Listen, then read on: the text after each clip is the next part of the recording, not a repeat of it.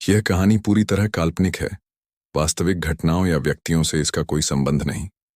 चांदनी रात है। गांव के ऊपर बादल तैर रहे हैं। हवा चल रही है और दरवाजे हल्की हल्की चरमराहट के साथ बंद हो रहे हैं। पुराने पहाड़ों की छाया में एक छोटा सा गांव था। लोग रात ढलते ही अपने घरों के दरवाजे बंद कर लेते। कहा जाता था कि पहाड़ के उस पार एक गुफा है जिसमें ऐसा राज छुपा है जो किसी की जिंदगी बदल सकता है, मगर उस राज तक पहुंचने की हिम्मत किसी ने न की। कैमरा अहमद पर आता है।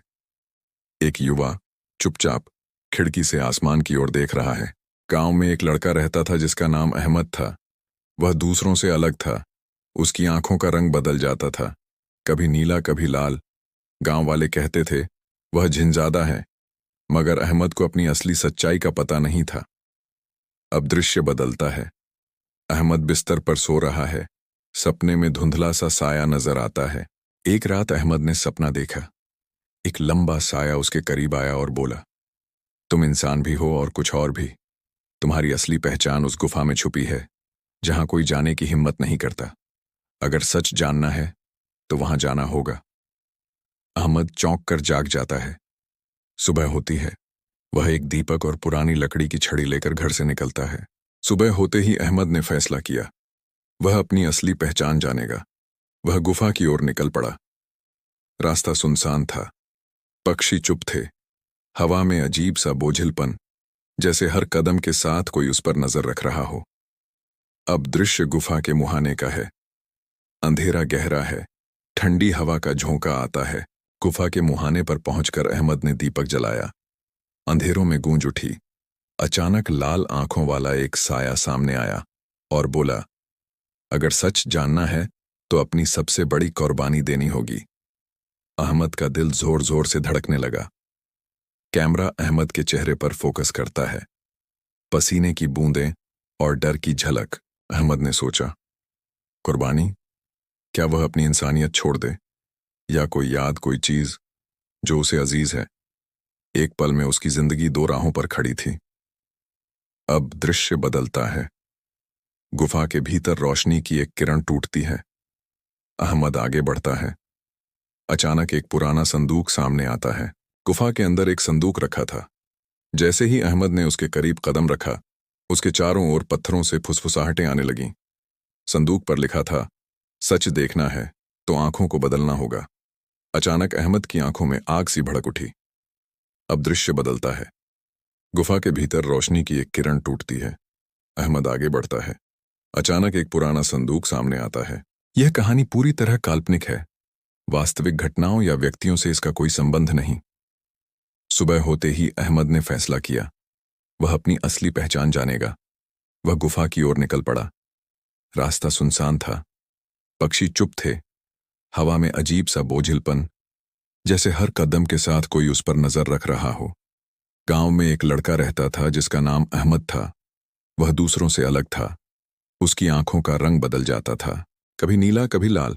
गांव वाले कहते थे वह जिनजादा है, मगर अहमद को अपनी असली सच्चाई का पता नहीं था। कैमरा अहमद पर आता है।